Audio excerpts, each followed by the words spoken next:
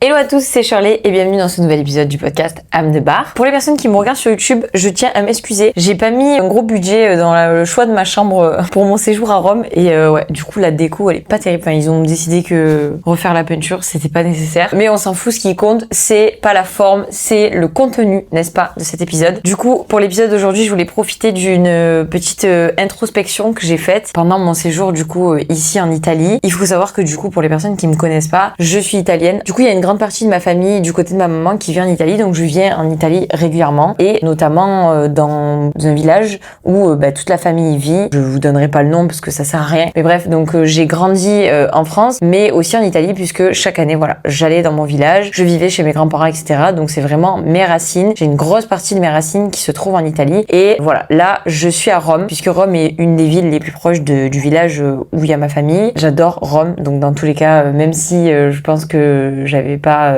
une partie de moi qui vivait pas loin d'ici, je viendrai quand même régulièrement. Mais il se trouve que voilà, il y a un peu plus d'un an maintenant, j'ai perdu ma grand-mère. Donc à l'époque où j'allais dans ce village, je vivais chez mes grands-parents, donc mon grand-père et ma grand-mère. Il y a 2 ans, j'ai perdu mon grand-père et à la suite de ça, 1 an après, j'ai perdu ma grand-mère. La dernière fois que je suis allée dans mon village, du coup, c'était pour l'enterrer. Et depuis, j'ai pas réussi à remettre un pied là-bas. Donc je suis retournée 2 fois en Italie, mais 2 fois à Rome. Et actuellement, là, à l'heure où je vous parle, je suis encore à Rome pour quelques jours. Et demain, je prends un train pour aller dans mon village. Et je me suis rendu compte que finalement, ce que je faisais depuis plus d'1 an, c'était juste fuir, ou en tout cas esquiver ce que j'allais devoir affronter là-bas. Parce que je sais que d'y retourner, du coup, ça va me faire mal. Je sais que je n'y verrai pas mes grands-parents, je ne vais pas pouvoir dormir dans la maison où j'ai grandi, puisque c'était chez eux et que, voilà, à l'heure actuelle, elle ne nous appartient plus. Donc voilà, aujourd'hui, j'avais envie de vous parler de ça, de toutes ces choses qu'on esquive, que ce soit le deuil, que ce soit des conversations difficiles, que ce soit des émotions. Parce qu'en fait, on pense souvent qu'en les évitant, on va moins souffrir. Alors qu'en fait, voilà, ce que tu vas éviter, ce que tu ne vas pas vouloir traverser, bien souvent, au final, tu vas le transporter avec toi et te le porter comme fardeau pendant des années, des années, des années. Donc, puisqu'on rentre dans le vif du sujet, je vais tout au long de cet épisode vous donner un petit peu des exemples, mais c'est vrai que, voilà, le fil conducteur un petit peu de cette prise de conscience, c'est ma venue en Italie, c'est le fait de retourner dans mon village. C'est rigolo parce qu'à l'heure où je vous parle, vraiment, je suis à quelques heures d'y retourner et voilà, je voulais vraiment faire cet épisode avant, même si, voilà, il y aura peut-être une suite à cet épisode. Mais voilà, le fil conducteur, ça sera vraiment cette histoire-là, mais je vais essayer, encore une fois, de dépersonnaliser un petit peu tout ça pour que vous puissiez vous identifier, puisque là, pour le coup, pour moi, c'est retourner en Italie, c'est faire le deuil de mes grands-parents, de ma mamie plus spécifiquement. Mais voilà, il y a plein de choses que j'ai fait dans ma vie, que ce soit des émotions, que ce soit certaines actions, et ça doit être votre cas aussi. Donc j'ai envie de vous aider au travers de cet épisode à vous projeter et à transposer ça sur vos histoires à vous pour vous donner du courage et pour vous sortir de cet état-là de fuite. Et coucou, moi c'est Shirley, je suis coach et athlète d'haltérophilie et à chaque épisode je t'ouvre les coulisses de ma vie sportive et de mon métier. Mon but est de t'aider à simplifier ta pratique, renforcer ta confiance et t'aider à progresser avec authenticité afin que toi aussi tu brilles sous la barre et dans la vie. Donc, dans un premier temps, j'ai analysé un petit peu le comportement de fuite et je me suis dit, mais en fait, pourquoi tu fuis autant? Et la réponse évidente est celle que on pense souvent que fuir va nous protéger. Sauf qu'en fait, fuir, ça va nous protéger, mais seulement un temps. Ça va te protéger, certes, sur le moment, mais tu verras que ça sera temporaire. Donc, comme je vous disais dans la première partie de cet épisode, peu importe la chose que vous êtes en train de fuir, que ce soit un deuil, que ce soit le deuil d'une personne d'ailleurs, ou que ce soit le deuil d'une relation, que ce soit une émotion, que ce soit plusieurs émotions, que ce soit des actions que vous avez peur de mettre en place, on pense que le fait du coup d'éviter, ça va nous empêcher du coup de ressentir toutes ces choses-là. Et donc sur le moment, c'est pas douloureux, ou en tout cas comme on fuit entre guillemets cette douleur-là, cette difficulté-là, on l'affronte pas, enfin on la vit pas, en tout cas sur le moment. Donc c'est pas douloureux et on pense que du coup c'est que ça va bien ou que ça va mieux. Sauf que repousser une douleur, c'est aussi finalement mettre un petit peu les choses sous le tapis. C'est ma métaphore préférée parce que moi-même vraiment, je pense que jusqu'à mes 28 ans, j'ai mis tellement de choses sous le tapis. Parce qu'en fait c'était comme ça que je survivais finalement, c'était ma carapace à moi et je mettais des choses sous le tapis, sous le tapis, sous le tapis. Et il y a un jour où j'ai eu une bonne nouvelle. Enfin, en tout cas, j'ai vécu quelque chose d'assez positif dans ma vie et ça m'a fait un petit peu comme un choc émotionnel puisque toutes les émotions en fait que j'avais mis sous le tapis, en fait, elles sont ressorties. Et d'un truc positif en fait, j'ai l'impression que d'un coup ça a mis un coup de pied dans le tapis et là, bam, je me suis retapé des trucs. Mais j'ai dû affronter vraiment des douleurs que j'avais mises des deux côtés, mais pendant des années, mais peut-être même des trucs dont j'avais même plus le souvenir. Et c'est vrai que voilà, j'aime bien cette métaphore-là parce que mettre des choses sous le tapis, ça ne sert à rien. Mais c'est comme quand tu fais le ménage, tôt ou tard, la poussière elle va ressortir puisque déjà, voilà, si tu soulèves le tapis,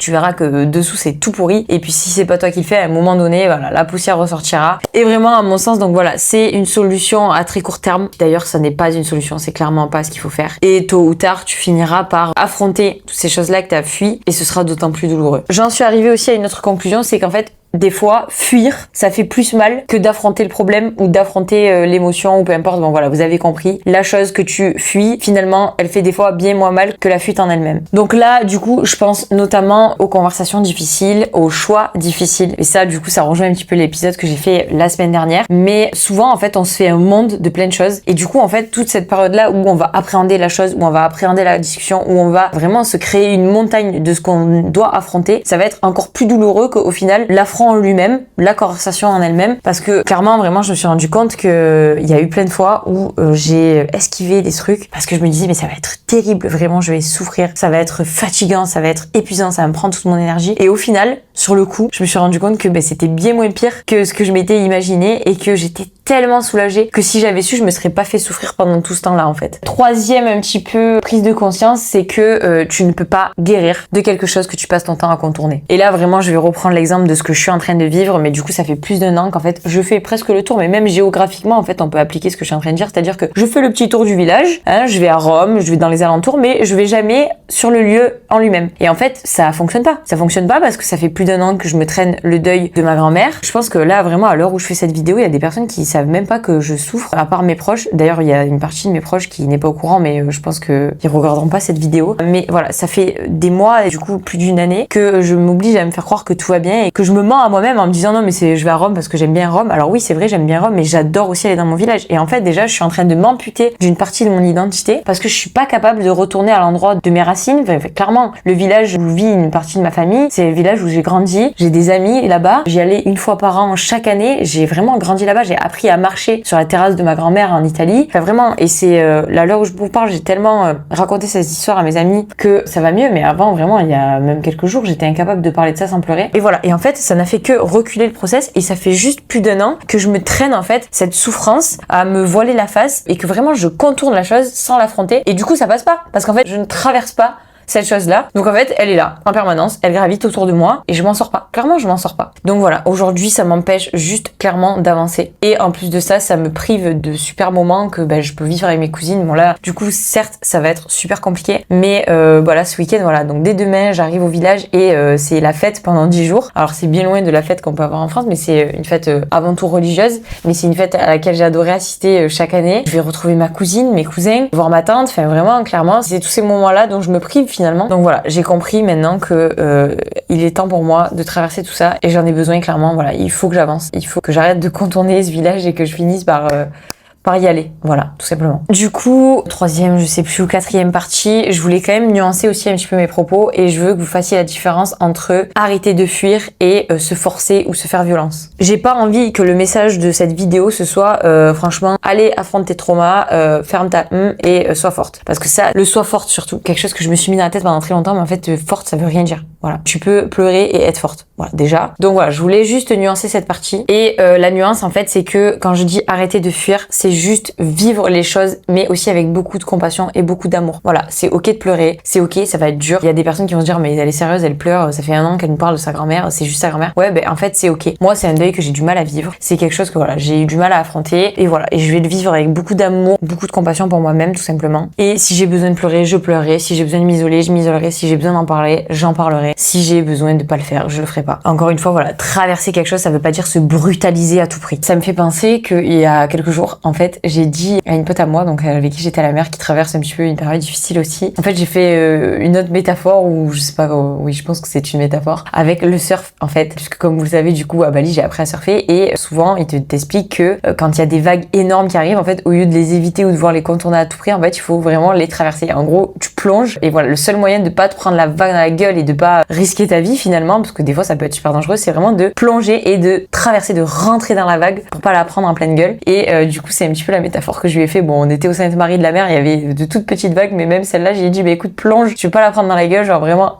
affronte-la, traverse-la. Et du coup, voilà, je trouvais ça sympa de vous en parler aussi parce que je trouve que ça va vraiment bien avec ce qu'on est en train de se raconter. Donc voilà, je vais tout simplement conclure cet épisode et vous laisser avec une seule question. C'est tout simplement, qu'est-ce que tu es en train de fuir en ce moment? Que ce soit une émotion, un sentiment, une conversation, une décision, un deuil ou tout simplement une vérité que tu connais déjà mais que t'as pas envie de regarder en face. Et surtout, je veux que la question d'après ce soit combien d'énergie ça te coûte, combien d'énergie ça te prend, tu consommes en continuant de fuir et en esquivant cette chose choses-là. Et je voulais aussi du coup conclure en vous disant une chose, le courage, ce n'est pas ne pas avoir mal. Au contraire, je trouve ça bien plus courageux les personnes qui affrontent leurs douleurs, affrontent leurs émotions. Et c'est ça le courage, c'est savoir que voilà, que ça va être inconfortable, mais que c'est nécessaire et que voilà, t'as choisi d'accepter de pleurer, d'accepter d'être vulnérable ou de tout simplement ressentir tes émotions. Et c'est uniquement ça la clé de l'amour, de la vie tout simplement. Et vraiment ça c'est un truc que j'ai dit récemment aussi parce qu'elle me disait non mais moi en fait pour moi la vie elle est simple, j'ai pas de problème dans ma vie, tout est chill, je suis chill etc. Et je dis ouais mais en fait ça fait combien de temps que t'as pas ressenti aussi de l'amour, le véritable, genre les trucs en fait finalement cool parce que c'est bien beau, tu penses que t'es chill parce que tu relativises sur toutes ces choses-là, pour toi y a rien qui est grave, t'es jamais triste etc. Mais en fait combien de fois t'as été heureuse finalement? Parce qu'en fait t'es peut-être jamais triste mais en fait est-ce que t'es heureuse? Parce que souvent quand on se prive de ces émotions-là négatives, on se prive tout simplement de ces émotions et du coup c'est aussi se priver des émotions positives finalement. Donc voilà, vivre c'est aimer, vivre c'est ressentir et mettre beaucoup d'amour, beaucoup de compassion dans toutes ces choses-là, même si c'est des choses un petit peu douloureuses sur le moment, voilà. Il faut les vivre et ressentir des choses, pleurer, être triste, c'est être vivant les gars. Donc s'il vous plaît, arrêtez de fuir, arrêtez de vous inventer des histoires, arrêtez de dramatiser des choses qui finalement sont pas si dramatiques et qu'on vit tous. Voilà, vivez-les tout simplement parce que sinon vous allez vous les traîner et ça va être encore plus douloureux, vraiment, croyez-moi. Et voilà, et s'il y a bien une chose que moi j'ai compris aujourd'hui, c'est que moi il y a des choses que j'ai décidé d'arrêter de me traîner et que je voulais vivre tout simplement. Des bisous.